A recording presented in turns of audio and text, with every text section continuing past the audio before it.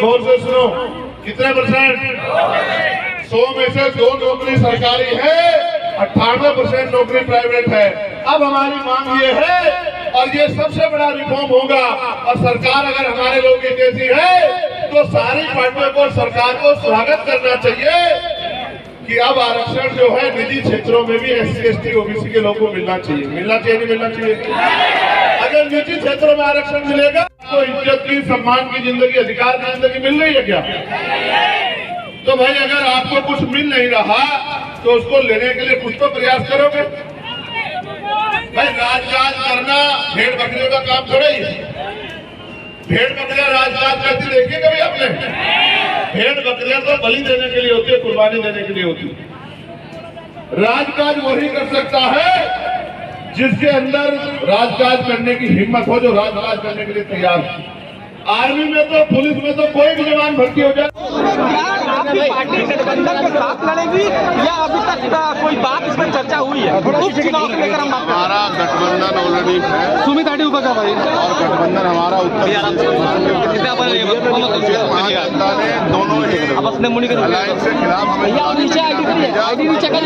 महान जनता के आशीर्वाद से हम लोग उपचुनाव अपने बलबूते पर लड़ेंगे, और हमारा विश्वास है कि हम उपचुनाव बड़ी मजबूती। क्या साइकिल कांग्रेस या किसी से आपका अभी तक कोई बातचीत हुआ? क्योंकि चर्चा ये रही कि 3 सीट कांग्रेस को जा रही है और बाकी ये ले रहे हैं। कल पल्लवी पटेल को भी कहीं अखिलेश ने ये कहा है कि वो अभी PDA का हिस्सा है, तो ऐसे बात हम क्या कह सकते हैं? हम तो उत्तर प्रदेश की जनता को लेकर परेशान है कि उत्तर प्रदेश के नौजवान बेरोजगारी से परेशान हैं, भर्तियों में पेपर लीक हो रहे हैं, जो भर्ती आगे बढ़ती है उसमें आरक्षण घोटाले हो जाते हैं, महिलाओं पर जुल्म जाती हो रही है, किसान बाढ़ का से प्रभावित हो गया क्षेत्र, और सरकार आपस में उलझी है। जनता की तरफ उत्तर प्रदेश सरकार नहीं देख रही है, तो उत्तर प्रदेश की जनता भी सरकार को सबक सिखाने का काम उपचुनाव में करेगी। क्या उत्तर प्रदेश में अभी भी समय है, अगर सभी पार्टियां जो है विपक्ष की एक हो जाती है तो क्या यूपी में और अच्छे बहुमत से रोका जा सकता है बीजेपी को? और दूसरी चीज आपने बजट में कहा, हम लड़ाई लड़ रहे हैं कमजोर वर्गों को सम्मान का जीवन मिले, और मैं आपसे कह रहा हूँ अब समय आ गया देश में समानता के लिए निजी क्षेत्रों में आरक्षण की व्यवस्था करने का समय आ गया है। SC ST OBC के लोगों को निजी क्षेत्रों में आरक्षण देने का समय जो है अब आ गया है, और ये ही समय है कि देश केंद्र की सरकार को जो बिल मैंने विधेयक जो मैंने प्राइवेट बिल पेश किया है लोकसभा में, उसका समर्थन करके अब इस रिफॉर्म के कदम को उठाना चाहिए और निजी क्षेत्रों में आरक्षण की व्यवस्था SC ST OBC के लिए करानी चाहिए। अच्छा, ये कहा जाता है बैसाखी की सरकार है और बिहार में देखिए अलग बजट में उसको लाभ मिला और चंद्रबाबू नायडू को अलग मिला।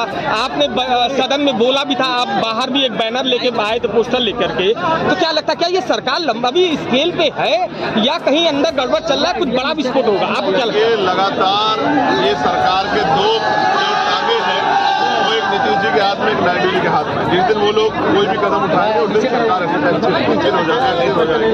मेरा ये कहना है कि वो स्थिर होना हो, लेकिन उत्तर प्रदेश की जनता को इस बजट में क्या मिला इसकी जानकारी मीडिया को भी होनी चाहिए, उत्तर प्रदेश जनता को भी। तो ये गुब्बारा जैसे बनता है और गुब्बारा फूट जाता है, ताली भी जाते रहते, इस तरह उत्तर प्रदेश के साथ हुआ।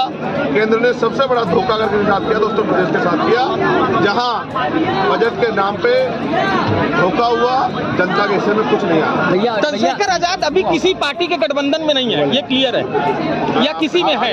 नहीं, वही नहीं। हमारा गठबंधन उत्तर प्रदेश की महान जनता से, जिस जनता ने नगीना में जो समीकरण बना के हमें भेजा, वही समीकरण बना के, बहुजन समाज का समीकरण बना के हम लोग उत्तर प्रदेश विधानसभा में भी अपना प्रतिनिधित्व इस बार तय करेंगे। हमारा MLA जीत के जाएगा, ऐसा मैं मझवा से चुनाव लड़ने जा रहे हैं, उपचुनाव आप सभी इस जगह पे क्या भाषण दिए, तुम लोग क्या सुनाएंगे? मझवा से कौन प्रत्याशी होगा? ये पार्टी तय करेगी, ये मेरा काम नहीं है, पार्टी तय करेगी। ठीक है चल भाई।